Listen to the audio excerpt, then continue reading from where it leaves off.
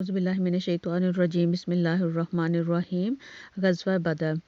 پچھلی دفعہ میں نے آپ کو بتایا تھا کہ حضرت معاذ بن عمرو جموح رضی اللہ جو انصاری تھے، انہوں نے جو ابو جہل تھا اس کو قتل کیا تھا، اور وہ بتاتے ہیں کہ جب میں ابو جہل کو مارنے کے لیے آگے بڑھا تو اس وقت ابو جہل کا جو بیٹا تھا اکرمہ، وہ اس وقت ان کے ساتھ تھا، اور اس نے میرے اوپر تلوار سے وار کیا تھا، اس سے میرا بازو کٹ گیا اور صرف تھوڑی سی جو کھال تھی وہ لٹک رہی تھی۔ وہ کہتے ہیں میں جنگ میں مصروف رہا، لیکن لٹکے ہاتھ کی وجہ سے لڑنا کافی مشکل ہو رہا تھا۔ میں تمام دن لڑتا رہا اور وہ بازو لٹکتا رہا۔ آخر جب اس کی وجہ سے رکاوٹ زیادہ ہونے لگی تو میں نے اپنا پاؤں اس پر رکھا اور اس کو جھٹکا دے کر بازو کو علیحدہ کر دیا، اور پھر میں نے اپنا بازو اٹھا کر پھینک دیا۔ یعنی یہ جو حضرت معاذ بن عمرو جموح رضی اللہ عنہ، انہوں نے پہلے اس ابو جہل کے اوپر وار کیا تھا، اور پھر جو دوسرا جو کیا تھا وہ حضرت معوذ بن افرا رضی اللہ جو ہیں انہوں نے کیا تھا، اور یہ معوذ بن افرا جو ہیں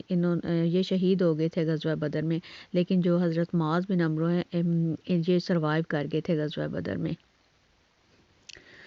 اس جنگ میں جو ہے حضرت عکاشہ بن محسن رضی اللہ عنہ کی تلوار جو ہے لڑتے لڑتے ٹوٹ گئی، تو حضرت محمد صلی اللہ علیہ وآلہ وسلم نے انہیں کھجور کی ایک چھڑی جو ہے وہ دی، وہ چھڑی ان کے ہاتھ میں آتے ہی معجزاتی طور پر جو ہے وہ ایک چمکدار تلوار بن گئی۔ حضرت عکاشہ رضی اللہ عنہ اس تلوار سے لڑتے رہے یہاں تک کہ اللہ تعالیٰ نے مسلمانوں کو فتح عطا فرمائی۔ اس تلوار کا نام اون رکھا گیا۔ یہ تلوار تمام غزوات میں حضرت عکاشہ رضی اللہ عنہ کے پاس رہی اور اسی تلوار سے وہ جنگ کیا کرتے تھے۔ اسی طرح جو حضرت سلمہ بن اسلم رضی اللہ عنہ ہیں، ان کی تلوار بھی ٹوٹ گئی تھی، اور حضور پاک صلی اللہ علیہ وسلم نے انہیں کھجور کی جڑ جو ہے عنایت فرمائی اور کہا کہ اس سے لڑو۔ انہوں نے وہ کہتے ہیں جو اس کو جڑ کو ہاتھ میں پکڑا ہے وہ ایک انتہائی بہترین تلوار بن گئی، اور اس غزوے کے بعد بھی جو ہے وہ ان کے پاس یہ رہی، یہ تلوار جو تھی۔ اسی جنگ میں جو ہے حضرت عبد الرحمن بن عوف رضی اللہ عنہ جو ہیں انہوں نے امیہ بن حلف اور اس کے بیٹے کو قیدی بنا لیا تھا۔ اسلام سے پہلے یہ شخص جو ہے امیہ، یہ حضرت عبد الرحمن بن عوف کا دوست تھا، اور یہی وہ امیہ بن حلف تھا جو حضرت بلال رضی اللہ عنہ پر بے تحاشا ظلم کیا کرتا تھا۔ اور حضرت عبد الرحمن بن عوف جو ہیں دونوں کو لے کر میدان جنگ سے گزر رہے تھے کہ حضرت بلال رضی اللہ عنہ کی نظر امیہ بن حلف پر پڑ گئی، اور حضرت بلال رضی اللہ عنہ سے دیکھ کر بلند آواز میں پکارے، کافروں کا سردار امیہ بن حلف یہ رہا، اگر امیہ بچ گیا تو سمجھو میں نہیں بچا۔ حضرت عبد الرحمن بن عوف جو ہے وہ امیہ کو اپنے بیٹے کے ساتھ ادھر ادھر بھاگتا نظر آیا، اور حضرت عبد الرحمن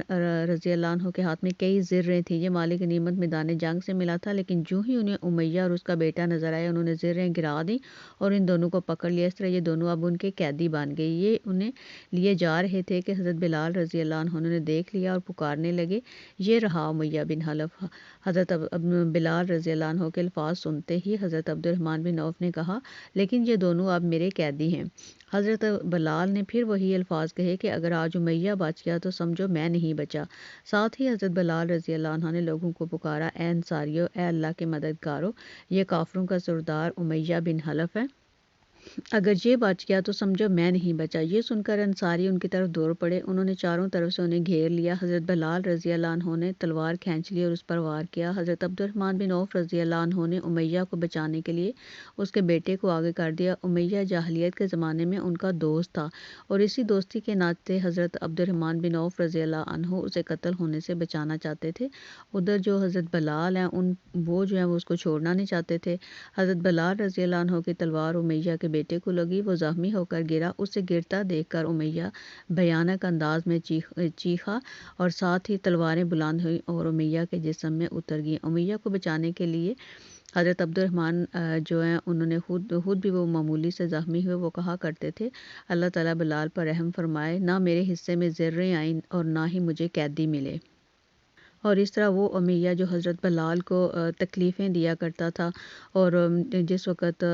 تپتی دوپہر میں آپ کو ریت کے اوپر لٹا دیتا تھا، اور حضرت بلال جو ہیں ان کے منہ سے ہمیشہ احد احد نکلتا تھا، ابھی وہی جو امیہ اس کا خاتمہ جو ہے وہ حضرت بلال رضی اللہ عنہ کے ہاتھوں ہوا ہے۔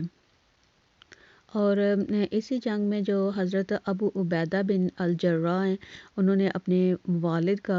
قتل کیا۔ وہ کہتے ہیں کہ میں ان کو دیکھتے ہی، اپنے والد کو دیکھتے ہی جو ہے میں ادھر ادھر ہو جاتا تھا کہ میں ان پر کوئی حملہ نہیں کرنا چاہتا تھا، لیکن پھر ان کے والد جو ہیں انہوں نے ان کے اوپر حملہ کیا ہے، تو پھر کہتے ہیں کہ میں نے ان پہ وار کیا ہے جس سے وہ مر گیا ہے، اور اس پر اللہ تعالیٰ نے پھر جو سارے لوگ تھے وہ باتیں کرتے تھے کہ جو ابو عبیدہ ہے اس نے اپنے باپ کو مار دیا ہے، اور وہ پھر بڑے پریشان ہو گئے تھے، اور اس پر اللہ تعالیٰ نے سورہ مجادلہ کی جو آیت نمبر 23 ہے یہ پھر اتری تھی، اور جس کا مطلب ہے کہ جو لوگ اللہ پر اور قیامت کے دن پر پورا پورا ایمان رکھتے ہیں، آپ انہیں نہ دیکھیں گے کہ ایسے شخصوں سے دوستی رکھتے ہیں جو اللہ اور رسول کے خلاف ہیں، اگرچہ وہ ان کے بیٹے یا بھائی یا خاندان میں سے کیوں نہ ہوں۔ ابھی جو جنگ جاری تھی، غزوہ بدر ابھی جاری ہے، ابھی کچھ واقعات جو ہیں وہ آپ کو میں اگلی دفعہ انشاءاللہ بتاؤں گی۔ اس وقت تک کے لیے السلام علیکم ورحمۃ اللہ وبرکاتہ۔